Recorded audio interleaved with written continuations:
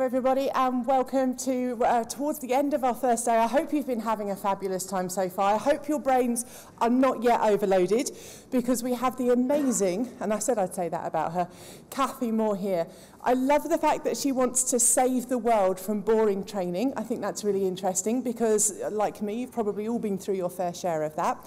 Cathy's got an amazing website, absolutely loads of resources. She really practices what she preaches as well, about making sure that you can take things away and start applying them immediately.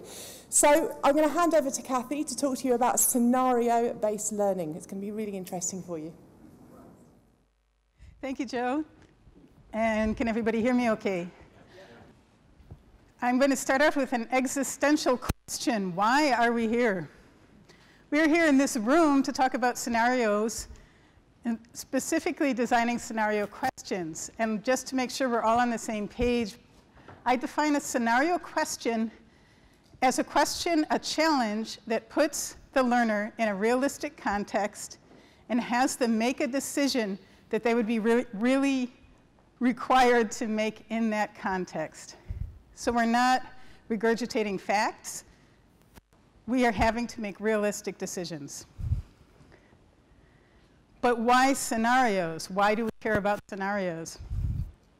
Several reasons. One being, they help us as training designers change performance, not just the information in people's heads. So a well-designed scenario helps people practice what they need to do. It doesn't just make them regurgitate information.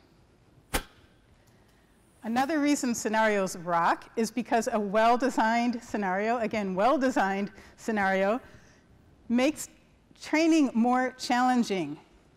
A lot of us have heard a lot of complaints about boring training. A well-designed scenario makes training that isn't boring and creates a challenge, and people want to take it. Third reason, scenarios aren't good only just for our learners, they're good for us. Designing a good scenario is an extremely satisfying mix of analysis and creativity, I can't even think of the word anymore, but it's fun, and that didn't work. There we go. That's what I'm trying to say. Designing scenarios is fun, and a good scenario works. It helps us enjoy our jobs better while we make the lives of our learners less horrendous. So I've done enough talking. You're here for a reason. What is the biggest challenge you face in designing scenarios? Just yell at me. Biggest challenge you face when it comes time to design scenarios, whether they're for face-to-face, e-learning, webinar type things. What's your biggest challenges? You're supposed to design one thing for everybody, and of course you can't do that with a scenario. Scenarios work because they're specific. So if you've been told this course has to apply to everyone who works in the organization, for example, you have a really big challenge. What's another challenge? Making sure they're challenging but not too challenging. Another challenge that we have as designers. Make them realistic. So that maybe the learner doesn't go, oh, this wouldn't apply to me, this never happens, and they tune out. Another one. Thinking of plausible distractors. That's a big one. Thinking of plausible distractors. I see a huge amount of training, and especially a huge amount of scenarios, and I test, for example, e-learning. I skip right ahead to all of the assessment or the scenario questions, and I breeze right through them without having read any of the information beforehand, because it's obvious what the right answer is. I'm sure we've all done that. And we're going to look at, I think, all of these things in this presentation. How to write a specific scenario, realistic, challenging but not too challenging, with believable distractors. And we will talk a little bit about how you respond to the client when they say, this course has to apply equally to everyone in the organization. That's not really a scenario challenge, it's more of a instructional designer job challenge. And let me say, too, that we are I want this to be sort of a conversation. I know this is a big room. There's certainly going to be time at the end for questions, but I also want you to say, hey, wait a minute, I didn't get that, or I don't agree, or whatever. Just interrupt and talk. And I'm going to practice what I preach. Let's have a scenario. We have all gotten new jobs. We are training designers for whatever clients we can get, and this is our new client. Her name is Sarah. She is head of marketing for Acme Widgets. Widgets are high-tech gadgets of mythical proportions, and you can see one on her laptop screen, so you know exactly what we're talking about. Since they're a technological product, they have a lot of competition, and this competition tends to focus on features. Acme Widgets currently has the fastest widget. So in their sales, we are the fastest widget. We have the fastest widgets. But in 2 months, some other company's going to come out with a faster widget. So then Acme has to change. Okay, we're the smartest widgets. We have the smartest widgets. And then somebody comes out with a smarter widget. So they are changing their marketing, their branding. And they want to get away from being totally feature-focused and instead do what is called emotional branding and consultative sales. They want to become the brand that is the trusted advisor for all things widget. Marketing is driving this, and they have to convince sales to come along. They've told the sales team, we're doing this emotional branding thing, here's why. And now instead of pushing features, features, features, you are going to build a relationship with your customers and earn their trust and be their best friend. Kind of like this. This is a sales model we're trying to do. So they have created new brochures. They've given them a little course on what is branding and what's emotional branding. Yet the salespeople are still pushing features and pushing individual widgets. So they've decided they need some training. Because they're a good client, they've actually given us a measurable goal for the course or for the project. It's not a course yet. If you can't read it, it says, we want to increase market share to 34% of the market by 2017 as our salespeople use the trusted advisor model and the materials that marketing has created. That's a lot of text, so let's just say we want to increase market share. And what we're looking at, but we are not going to go into in depth, are the first 2 steps of a model that I call action mapping for instructional design. This isn't an action mapping workshop, though. But once we have a goal, we identify what it is that people need to do to reach that goal. So every green triangle is a specific on-the-job behavior that we need from the salespeople. For example, one thing they have to do is overcome people's objections to the heat that some of our widgets generate. We've got great widgets, they're fast and they're smart, but some of them get hot. And our competition takes advantage of that, so when we have a customer, sometimes the customer will say, but I've heard it gets hot. And salespeople currently have one way to respond to that, and that's, we'll hear about it later. What we want them to do is to show a willingness to talk openly about the heat issue and show our expertise in all of widget land and why the heat of our widgets is not an issue. So, hang on, before we do that. If this were conventional training design, we would say, okay, here's this one behavior we want them to do, overcome objections about heat. Let's write a scenario. So we would write this, and I hope you can read it. How's this as a scenario question? Is it amazing? If you were a salesperson, would you say, wow, what a fascinating question, and so realistic too? Or would you feel like you were being punished if you were told to take this course? This is drudge work. This is a boring, flat, but unfortunately very common scenario question. So what's, in general terms, what are your senses about what might be wrong with this thing? Can you even vocalize it? It's impersonal. A lot of people say it's boring. Not very creative. Not very creative. No color. No color. It's like somebody wrote it in, I don't know, 45 seconds, which I think is what it took. Yeah, and here's one we often hear. There's no visual appeal, and I want to answer that one right now.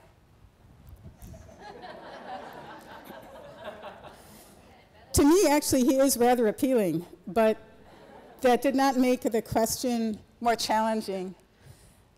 And so this is one thing I want to cover right at the very beginning. We're going to see a lot of slides of text, because I'm talking about writing the scenario question and its options in the feedback.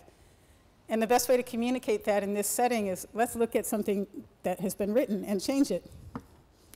But I also want to say that good scenario design can take the final delivery can be in any way, but at some point it's going to be text. And I think a great challenge is to set yourself a limit saying, I am required to use, I think this is Georgia 36 point or something. I am required to use Georgia 36 point and no other tool to write an interesting scenario. No video, no graphics, no audio, just the text. Because I think it's a great challenge, and that's what we're going to do here. So we've agreed this is a boring, bland question. Adding this slightly cute guy did not help. And let's take a step back and make sure we even need a scenario question. We've done our analysis. Let me go back so you don't get distracted reading that. We did our analysis with the client, and we did determine that training is likely a solution. We'll get a little bit deeper into the analysis in a minute.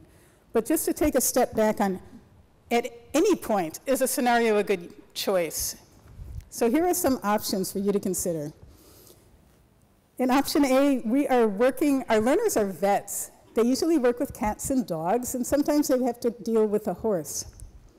In option B, we have managers applying the 3-step difficult conversation model. Option C, we have equipment that has to be set up the same way every day. In D, we have printer repair people troubleshooting printers in different situations. And in E, apparently there's switchboard operators, and when a caller asks for Nigel, they should be connected to line 3. Of these, which of them call out for the use of a scenario question or a branching scenario? What do you think?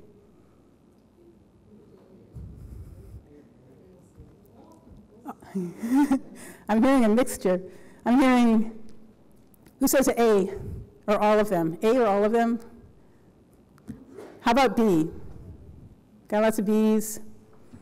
How about C, scenario? A few hands. D, troubleshooting printers. E, caller asking for Nigel, do we need a scenario? Some people, the people who say all of the above are scenario fans, and there's nothing wrong with being a scenario fan. But what I'd like to say is that writing a good scenario takes a lot of time, especially a lot of time with your subject matter expert. And we know that lots of time spent with the subject matter expert can be a little challenging.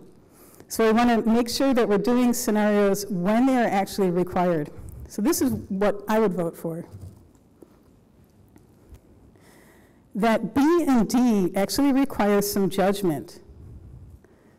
And for all the people, there are actually people taking notes, it's really nice. I forgot to tell you that you will have a handout of sorts. I call it the anti-handout. It's a page on my blog. And I'll show you at the end how you get to it. But if you go to my blog, under resources, there's Learning Technologies anti-handout. It has the key slides and a summary of what I've said. What I'm saying right now is we need, to justify the development of a scenario, we need a problem that requires judgment. We need gray areas, murkiness. And to rule out the other ones, in A, I would argue that we don't even need the vets to memorize the dosage for a horse. They work with cats and dogs all the time, and then, oh, hey, there's a horse. They can get out their smartphone, say the horse weighs this much, what's the dosage? In option C, if we've got equipment needs to be set up the same way every day, no judgment required, put a sign on the wall next to the machinery, here's how you set it up. And in E, it's very classic. I consider this sort of a binary thing. If A, do B. That's like programming a computer, there's no judgment required. Any reactions to this? Any people who want to defend scenarios for everything? Because they are fun to write. Let's look at an example. I gave several sessions of a live online scenario design course last year, and one of the participants works for an NGO that it trains midwives in Africa, basically.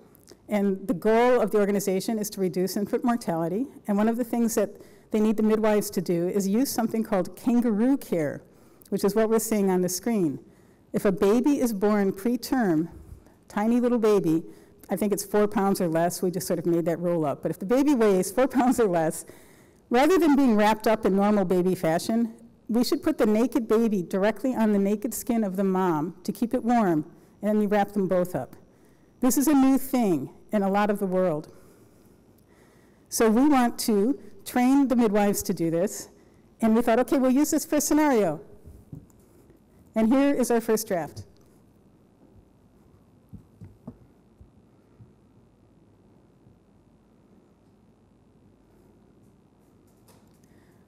We could only come up with 2 options. Why? I'm sorry?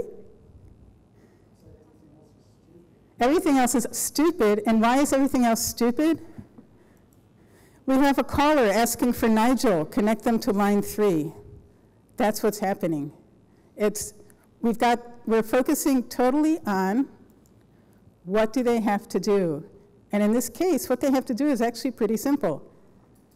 Baby's cleaned up and whatever you do to babies when they're born, and you have a decision. Wrap it up in a blanket or put it naked on the mom's chest. What we forgot to ask is why aren't they doing it? And when we think about that for this situation, you, the midwife, are not alone in the house with the mom. There's a context. There are other people there, other relatives who have very strong feelings about what should happen to this baby. There's generations of tradition that say the baby gets wrapped. And the minute we started thinking about that, we wrote a better second draft.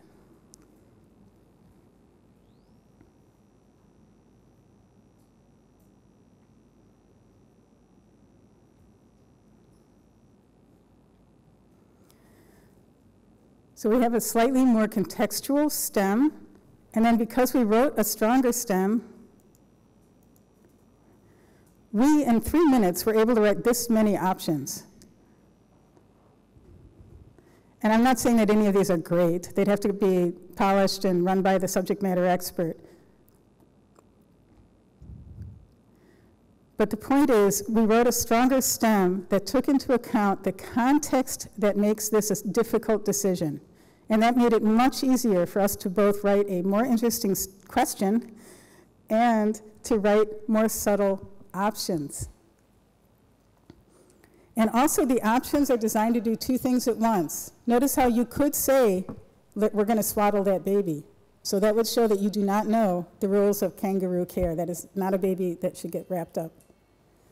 And we're testing how do you deal with the cultural issues with persuading the people there. So that came from considering not only what do they do, but why aren't they doing it. So let's go back to our widget scenario. And one reason I use the widget scenario and similar scenarios is because unfortunately most of us are not writing interesting courses for midwives in Africa. We're writing about widgets, or we're writing about cross-border transactions in the European financial area. So we're selling widgets, not an interesting thing to do. We want them to overcome objections about heat. Remember that?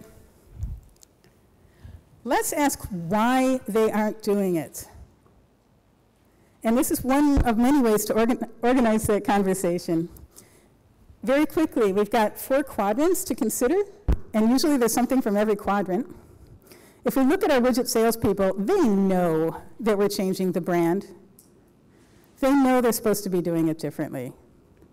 Maybe we need to hammer that in a little more, but this is not a pure knowledge problem. Look over at skills. Skills would be like, how exactly do you word this? How do you have a smooth conversation with a customer saying things that you're not used to saying? So do you think that skills might be a major player here and why they haven't changed? Anybody? Yes? Hands up if you think it's skills. All right. Another thing to consider, and it's very important for two reasons. The environment problems with the environment are often misinterpreted as training needs. So we need to really look at this sector. And the way I define environment is organizational culture, overall culture like we've seen, the tools that you have to use, the incentives you're given to do your job. I think that's part of environment. Whether you're the right person in the job. Right person in the job is an environmental thing to me. So if we look at that, we look at our sales guys in the widget example. These are competitive guys who want to be the top salesperson in their region. They are paid as a flat commission per widget sold, which explains why sometimes when somebody says this widget is too hot, they say, oh, we have a cooler widget and it's only $100 more. So there are environmental issues at play here that we have to consider. A lot of people like to go straight to the motivation quadrant, especially people that work in government. They're just not motivated. They just don't want to do it because they can't get fired. But if we look at, I think that there's rarely a purely motivational problem. I think that it's often a side effect of problems with knowledge, skills, or motivation. And if we look at our sales guys, if I'm not comfortable doing this touchy-feely emotional branding thing, like I don't know exactly what to say, I am not motivated to do it. I'm going to do what's familiar. If I don't have well, certainly problems with the environment, if I have bad tools, if the management doesn't support me, I'm not motivated. So these are things to consider, and not for the overall training question, but for specific behaviors, like overcome objections about heat. We talk about this. Then we have another behavior. We talk about this. And we've talked about that with our subject matter expert, and we, importantly, if we've decided that training will help, if it's a knowledge or skill thing that we can help with training, and not a motivation or environment thing that we probably can't, we sit down with the subject matter expert and say, it looks like we need maybe some skills practice here. Let's think of an activity. And we're suggesting here, the orange hand means activity. How could we practice? How could we help them practice what they need to do? What are the common mistakes they make? And what are the consequences of these mistakes? Because we want our scenario to be as accurate and realistic as possible. So we are applying our subject matter expert with donuts or whatever it takes. And he obediently says, yeah, that thing about having that idea of having a customer come in and raise an objection, that's a good one. And here's what they would do. If somebody says, your widgets get hot, a lot of people say, oh no, not really, they get defensive. Or like we mentioned before, they distract them with another widget, preferably a more expensive one. And the correct answer is for them to show their expertise, to convince them that they are the trusted advisor in all things widget. So let's laboriously dissect this thing, and you'll see how it works. The STEM is the question. Here's the STEM, very similar to the first one we wrote. We're going to fix it. What is wrong with this? We're not going to say it needs visuals, it needs pictures or audio. What's wrong with the content of this question as it's written? I'm sorry? Again, that what should the salesperson do? This is the only question. Decision, but something yes, no, or black or white. What should the salesperson do seems like a simplistic question. Well, we haven't written the options yet, which is one thing, because we're focusing on the STEM. What about the salesperson person? Who is that? Do we care? Should be you, should be a person. We don't care about a salesperson.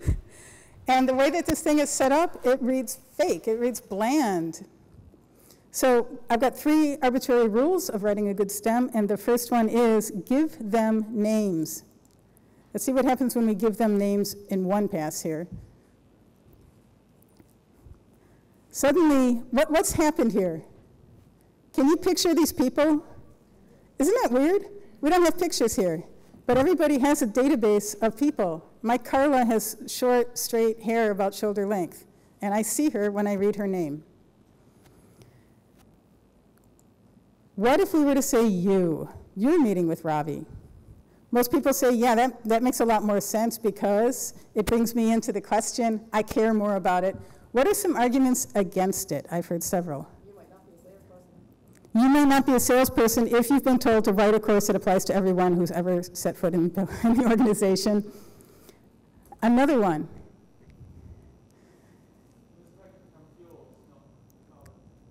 I'm sorry? The mistake becomes yours if you make the mistake. And in the eyes of some American clients, I haven't heard this anywhere else, they are concerned about the learner's self-esteem. Even though I'm an adult in a professional job and I'm just making fictional choices, my self-esteem might be permanently damaged by this e-learning. You can probably guess how I feel about that.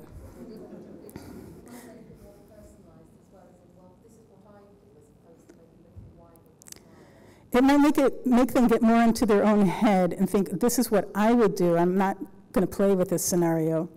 And it also, because it makes it more personal, it can inspire, well, this wouldn't happen. Yeah, I'm a salesperson, but this wouldn't happen to me, or it's never happened to me.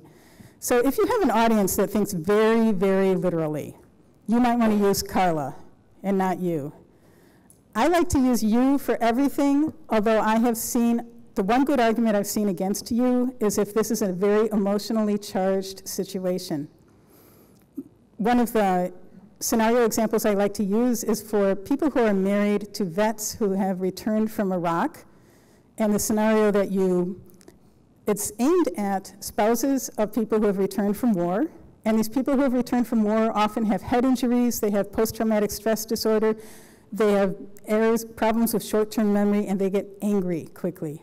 And so the course I like to recommend is this one that helps a wife deal with her husband who flies off the handle really easily. And it is aimed exactly at that audience, wives who have husbands who fly off the handle really easily because of their brain injuries and experience.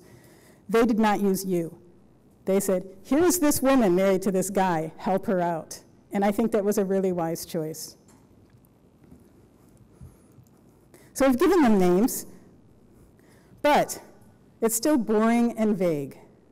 So rule number 2 of my arbitrary 3 is show, don't tell. And here's how I interpret that.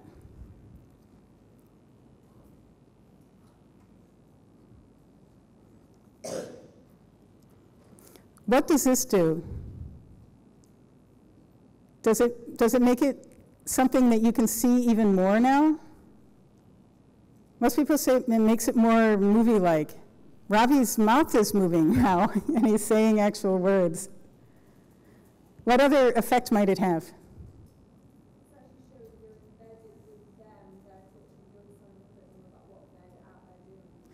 It shows that you, the writer, know what their job is like and that their clients talk like this.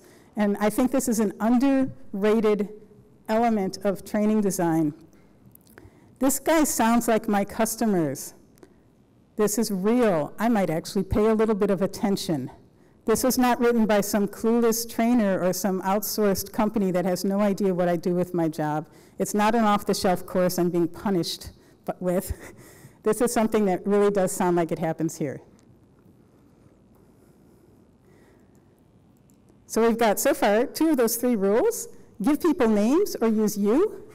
And show, don't tell. One way to remember show, don't tell is put words in quotation marks. If you make that your goal, then you write a visual scene of people talking. And again, you have bribed your subject matter expert with whatever it takes because they're helping you make sure that you've got the wording right. Rule number 3, include lots of cues. Ravi is a knowledgeable customer, but he's got one thing wrong. And we've intentionally put this error in here because it's going to make our distractors, one of our distractors, much more appealing. So what I'm trying to demonstrate here is if you take this much time, you do some analysis, you work closely with the SME, and you take this much time to write a strong stem, everything is downhill from there. It becomes easier to write challenging distractors, and you'll see what happens with the feedback too. So that's what we just talked about. And let's look at, before you read it, let me set it up. this bit about including lots of cues, relevant and distracting, there is some pushback from the anti-scenario faction, which does exist, saying that there is too much reading. And one of my answers to that is, it doesn't feel like too much reading when it is actually interesting. So let's look at ways we can provide enough detail to make the question challenging without making it feel like too much reading. We are, designing a course for managers. Our audience is a manager who manages multiple products.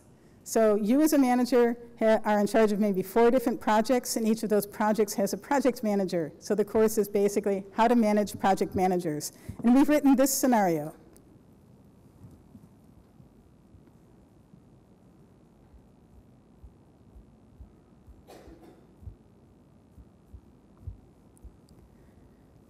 Not exactly enthralling, right? This is the sort of thing like, why am I being punished to go through this course? So what could we do to fix it up? We have our 3 rules. Give everyone names, not just one person, right? What was the other one? Show, don't tell. So that would be quotation marks. And the 3rd one was include lots of cues, both relevant and distracting. Let's do a rewrite here.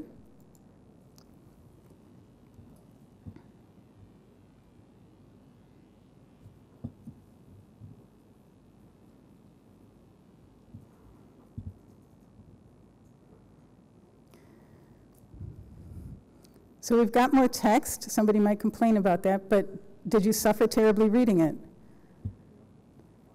And what's happened? We've got a little bit of personality from Noah, right? And we could go ahead now and write our options and say, okay, we're done. But we could also take a step back and think, okay, these are managers. In the real world, the person making this decision would know Noah and Brian quite a bit more. They would have a history with them. There's a backstory here. Is there a way we can provide that backstory without overwhelming people? This is something from interactive fiction, which is a really cool field. If you're at all interested in scenario writing, Google interactive fiction, and you'll find all these sites that bring it all together. There's a lot of different engines for writing it and for reading it, and maybe 90% of it has vampires, but there are some good ones, and at least you can steal ideas like this one. So these are optional links. If we click Noah, here's what we see.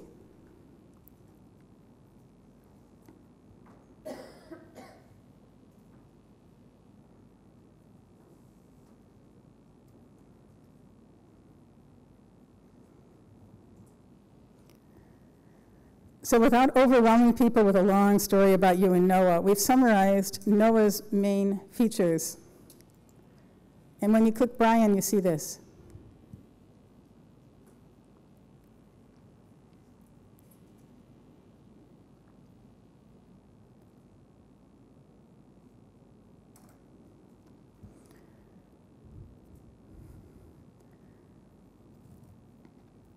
What effect does the backstory have now as we prepare to write options? You have a lot more context. What else? Soap opera quality. And is that good or bad? It's a good thing because it gets you emotionally involved. There's empathy. Why is Brian tired? There's a little mystery there. So we have the mystery not only of why is this project starting to slide, but what's going on with Brian. Is Noah being a jerk, or is just Noah being Noah? There's all sorts of things happening. And we also could have clicked also on phase 1, which in soap opera fashion would have said, this is your last chance with this client. You've screwed up on their previous project. If this project slides, you lose the client, something like that. So we have this rich backstory that makes it much easier to write a ton of different options that are appealing distractors. And in your anti-handout on my website, there's a link to a blog post in which I wrote about this, and I actually show the options, so you can carry through with this one. But here's our summary of what we just did. And my point was, if we write a strong, subtle stem, this step gets a lot easier. Let's take a look. Back to widget land, we're trying to help them in a consultative way overcome objections about heat. The subject matter expert has said the first common mistake they make is they get defensive. Here's our stem. How could we write the common mistake option? Any ideas?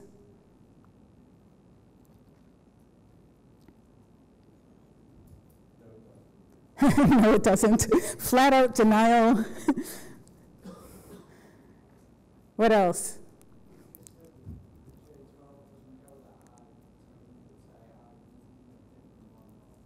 Yeah, that's our next one. Right now we're focusing on, and this is what I really encourage people to do, is to have the subject matter expert say the most common mistake, another common mistake, and the correct answer, at the very least. And right now we're focused on writing the option for the common mistake, and we're not even thinking of the other ones. So the how could the salesperson get defensive? We've got flat out denial. We've got maybe our studies don't show, etc.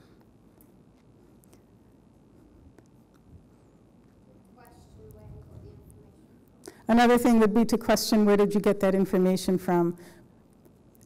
That's not totally being defensive. That's sort of,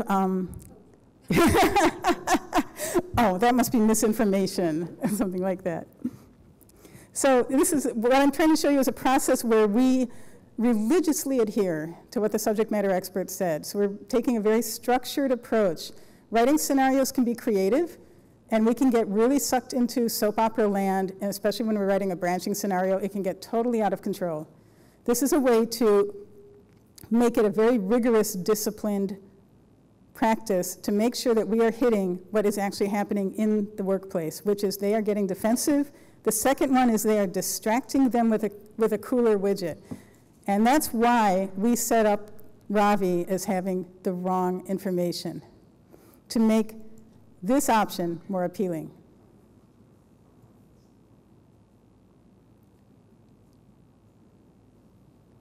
So we were thinking ahead when we wrote the stem that we're going to have to make this option more appealing. We've done 2 out of 3. Obediently, we go back to our notes. The third thing, the correct answer, is to show our expertise. And we would have to ask the subject matter expert, because I have no idea, what exactly are we supposed to be saying there instead? And our SME says, this would be a good response.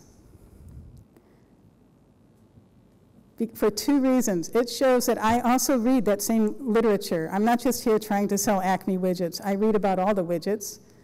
I read the same literature too, and I am totally willing to talk about the heat. Let's have a conversation. So I guess my point here was you're working much more closely with your SME than you might be currently. They're helping you come up with the options. I think the ideal workflow, especially if you're a stronger writer than the subject matter expert, is, okay, thanks for your notes. I'm going to go write this thing, as well as several other ones that we've talked about, and then I will run them by you, and you will help make sure that they sound realistic and that everything. So we've got our stem, we've got our options, time to write feedback. And this is where I see a lot of scenarios kind of trip a little bit. Let's say that we are making the most common mistake to get defensive and to haul out the studies and say, no, no, no, our widgets aren't that hot. What kind of feedback could we provide? Here's the most common type.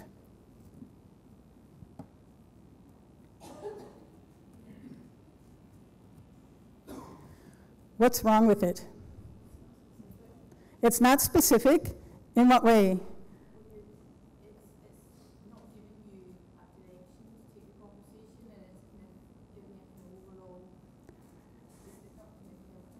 It's not.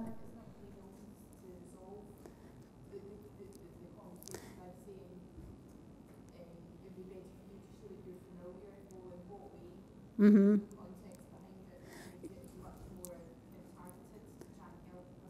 It's got a wimpy hint. It's got a wimpy hint. Go back and pick 3. what else is wrong with it? What happened to, we were engrossed in this not very soap opera situation with Ravi, selling him things, and he was talking to us, and then suddenly what happened? We've totally stopped the scenario. The voice of God has suddenly descended, or the omniscient one that's part of all training has descended. Who is this talking to me? Plus, cognitively, and more important, have we made any thought here? We made a choice, and then suddenly we're told that we're wrong and what we should have done instead. What happened in our brain? Anything? Nothing. I call this type of feedback telling feedback. It's very, very common because we have this mindset we are instructing, and instructing tells them what to do. How could we show this instead? Remember what I meant by show, don't tell? Dialogue. So what could happen here?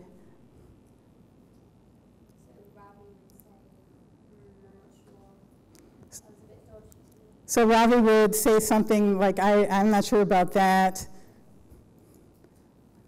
Or he could get annoyed.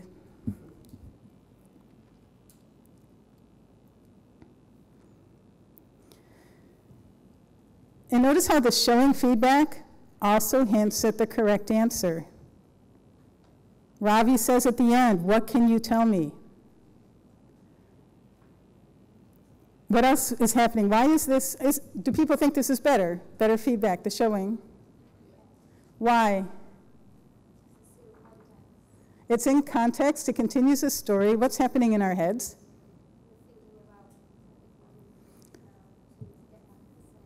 We're thinking about what we can do to get back on track with Ravi. We're thinking about it, we're not being told. We are drawing a conclusion on our own. And as instructional designers, when we use this approach, we are saying to our learners, you are adults. I believe that you can think for yourselves and can draw conclusions. I don't have to interrupt and tell you all the time what to do. And also, again, because we're showing with dialogue, we can have some emotion come in there, and that makes it more memorable. Ravi just got annoyed, we're losing the customer. And instructional design land, these are the fancier terms for this, are intrinsic and instructive. And I'm not saying that telling feedback is always evil. It can be useful for beginners. But I see it way, way overused. And I think that if you have a stakeholder that says, but we have to tell them exactly what they did wrong and what they need to do it right, then I would say, okay, we can do that after we show them the result of their choice. They make a choice in a story, the story continues, and then maybe we have a button that says, why did this happen? How did I end up here? Click the button and it says, this response could make you seem defensive, etc. Does that make sense to people?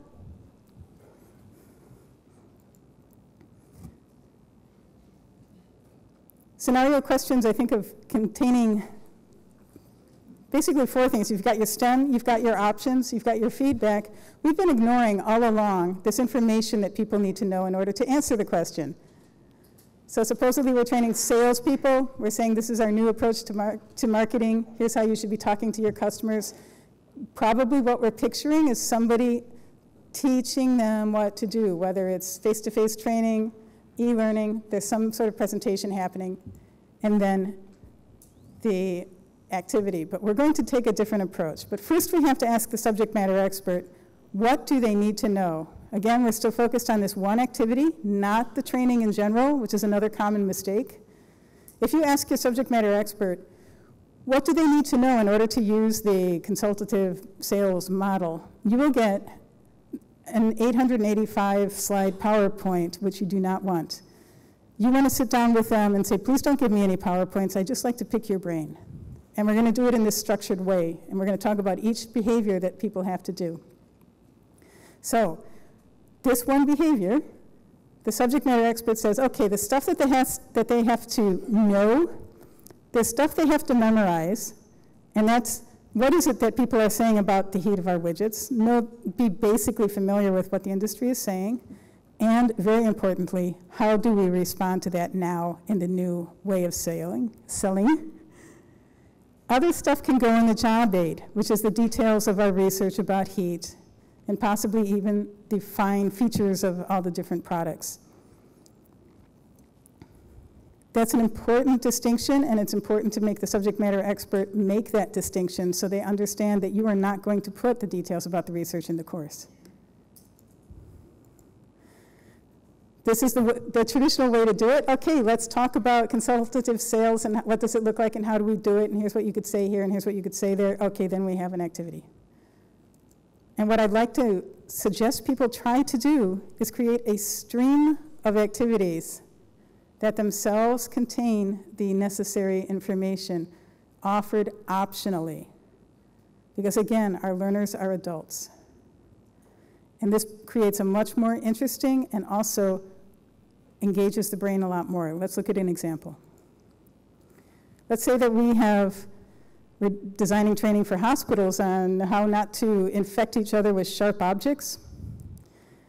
We've done screen after screen, say this is e-learning, lots of screens of do's and don'ts on how to handle contaminated needles, et cetera. And then we have this question, and that is how 99% of e-learning does it. I'd like to make one small change to this activity. If you can't see it, at the bottom of the screen, there are 3 things. There is a link to the actual job aid that is on the wall in the examining room where Magda is currently bleeding. She could look at that. For people who like text, there's the needle stick standard operating procedure, and in the corner there is a fantasy of mine that you would actually like chat with a person. But the change here is that there's information embedded in the activity. And the change that you can't see is that I've also deleted all of those preceding screens. There is no do's and don'ts. We saw a screen that said, welcome to the needle stick safety course. In this course, you will learn how not to kill yourself and other people. And then here's this activity. Because our learners, first of all, these courses are, the way they've done this, it's for everybody in the hospital, whether you've worked in hospitals before or not, whatever your experience is, you have to take this course. The people who know the answer, click the answer. The people who don't can look at the optional help, or if they are overconfident, they can choose the betadine answer, because everybody knows that you put betadine on a wound. What happens in the feedback? This is laid out in an ugly way, but the idea is we've got the showing feedback in the sense that we find out the story continues with Magda getting hepatitis C thanks to us. But we also show the job aid that they should have looked at. Here's the exact job aid that you should have clicked on the previous screen, and that huge arrow pointing at exactly what you should have done. If this is the first activity in the course, you have already learned how it works. The next activity, you're going to be clicking on that optional help. And if you do this if you show the information, the job aid, whatever it is, for the feedback for every choice, correct or incorrect, you're answering that concern that we hear all the time, but they have to be exposed to all the information. So if you have somebody saying that, you say, and they will be, because no matter what choice they make in this activity, we're going to make sure they are exposed to the information that you so dearly want them to see. It's just that they're seeing it in the context of making a realistic, challenging choice. Any questions or concerns about this? This one is usually hard for people. Mostly it's hard for our stakeholders. In your anti-handout, I have a link to some research about this, where it is actually, we learn better if we are required to try something before we're 100% prepared for it. And a lot of the arguments I hear are, it's not fair. You're making them suffer. And we have a concern about making it too hard. This was not very hard, really. And the stakes, for us personally, the stakes were low. We infected Magda, not ourselves. So I think that this is an approach that lends itself really well to scaffolding, meaning you start with an easier question with lots of optional information, and as they go along, the questions get harder, and maybe the information starts to go away, especially the stuff that they're supposed to be memorizing. So was there a concern? Anyone? Okay.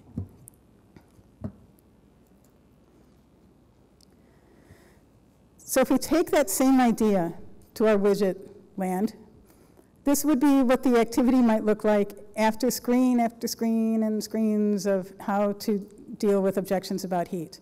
Or we could make this minor change to the activity. I've added two things at the bottom.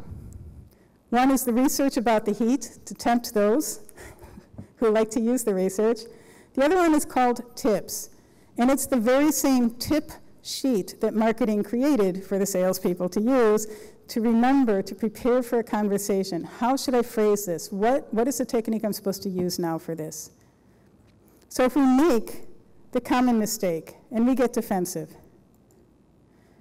we see the result of our choice, and we are reminded that if we had clicked the tip button, we would have seen what we were supposed to do.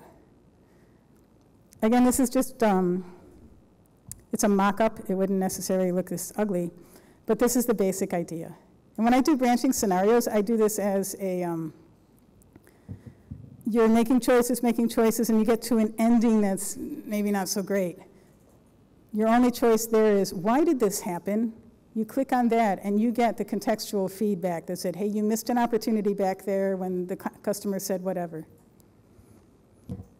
So this has the effect of making adults feel like adults, and it shows that we as training designers respect our learners. Our learners realize they are being respected. They are paying more attention. And they're not going to complain quite so much about the training. So this is the holy grail that I like to shoot for.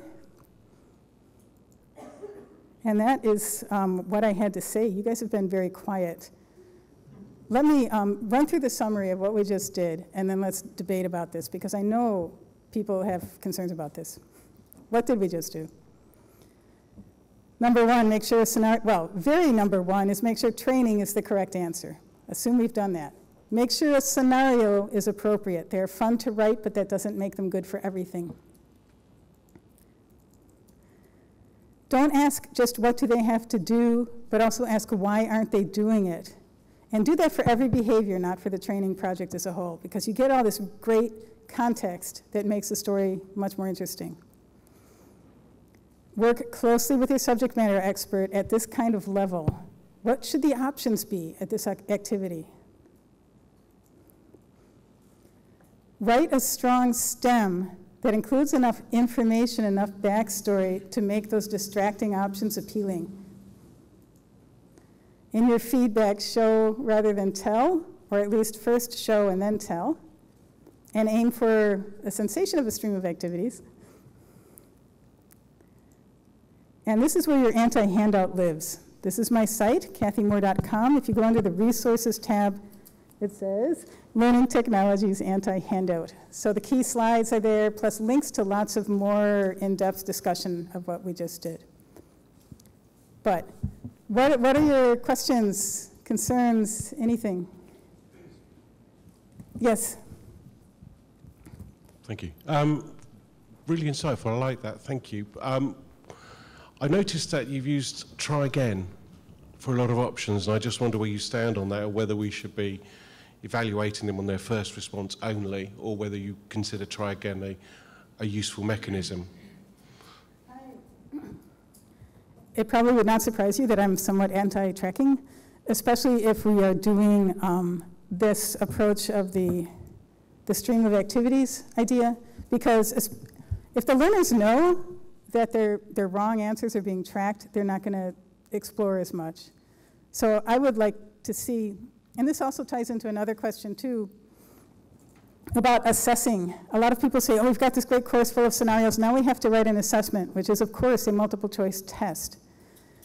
And I would say that scenarios can be used all through the course, including the assessment, and it's in the assessment when they get tracked.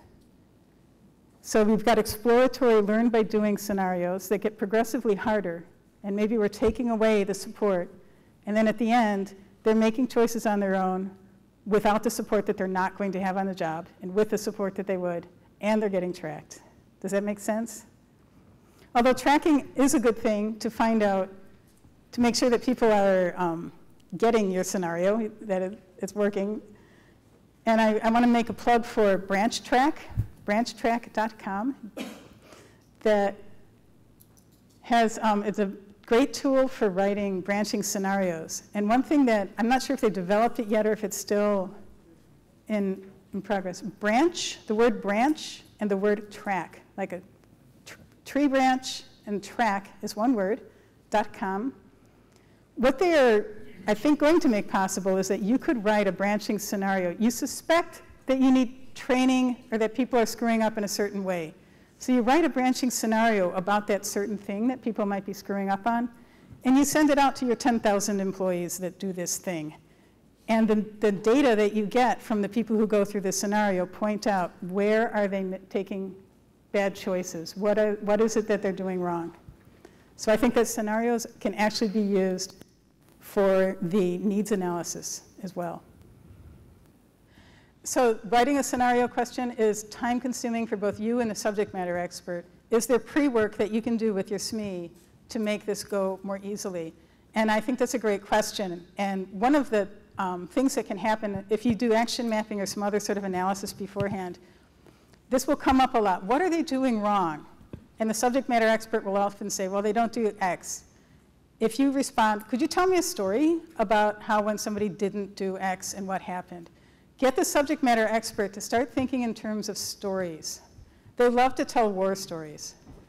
And the more stories that you can get them to tell you, the more details and context that you're getting that they would have otherwise forgotten to provide. So if you can get them to tell you stories. There's also there's a whole field on this, cognitive task analysis. And the book that I'm trying to think of, I think it might be called Working Minds, talks about how do you get all of this expertise out of somebody's head without spending years doing it. And one of them is have them tell you a story. And also, I want to also respond to the concern about scenario design being time intensive. It is, and especially when you do a branching scenario. But if you aim for the holy grail, this thing where you've got a stream of activities and you're not doing information presentation anymore, you're almost purely activity design.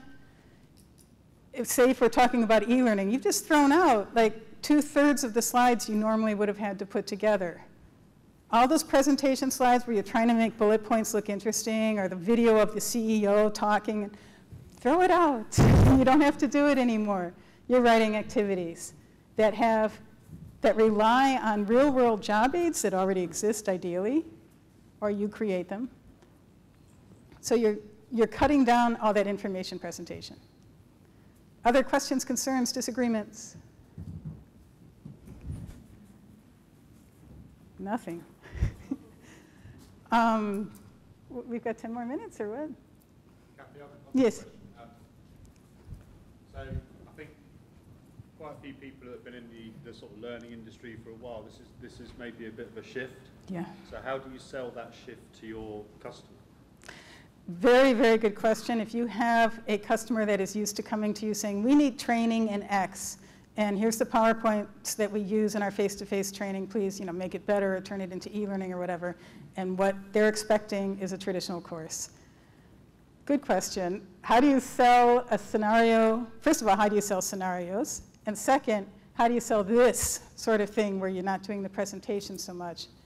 Selling the scenarios is usually easier, especially if you have examples of scenarios. Selling this, oh man. I luckily don't have to do that because I position myself as doing this, but still,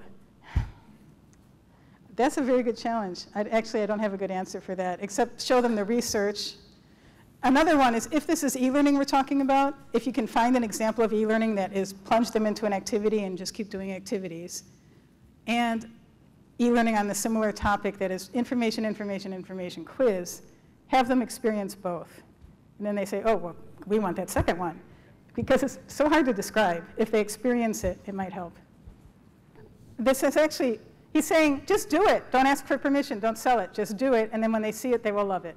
And I think that's actually, if you can take that sort of risk, that's great. And especially if you're using an iterative design process, which I forgot to mention, that in this discussion with the subject matter expert and the client, you are creating prototypes of what you'd like to suggest. So you get their buy-in early. It's not the waterfall method that we might be used to and that I did for years, where the client dumps all this content on you. They don't see anything until the alpha version of the course is ready. Now this is like we're sketching. What I'd like to do here is a scenario, and you sketch it out, or you make ugly slides like I do, and you say, it might look something like this, but better, but here's how it works. And get their buy-in that way, yeah. But I like your attitude. So another argument could be cost, because this could be a more efficient way of getting learners to do what they need to do, and I totally agree.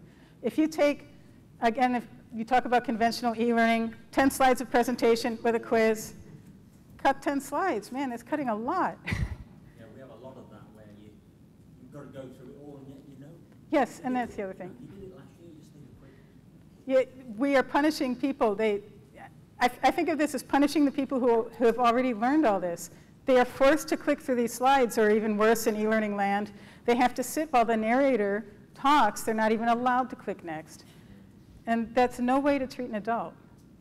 And so I think that the more control we put in their hands, the more we say, we trust you to make good decisions, and we are turning you loose in this fictional world, and you actually can intentionally make a bad decision. We don't care because we aren't going to know it. Okay, guys, well, thank you so much for your attention. I've really enjoyed that. I really hope that you have. You had some really good questions as well.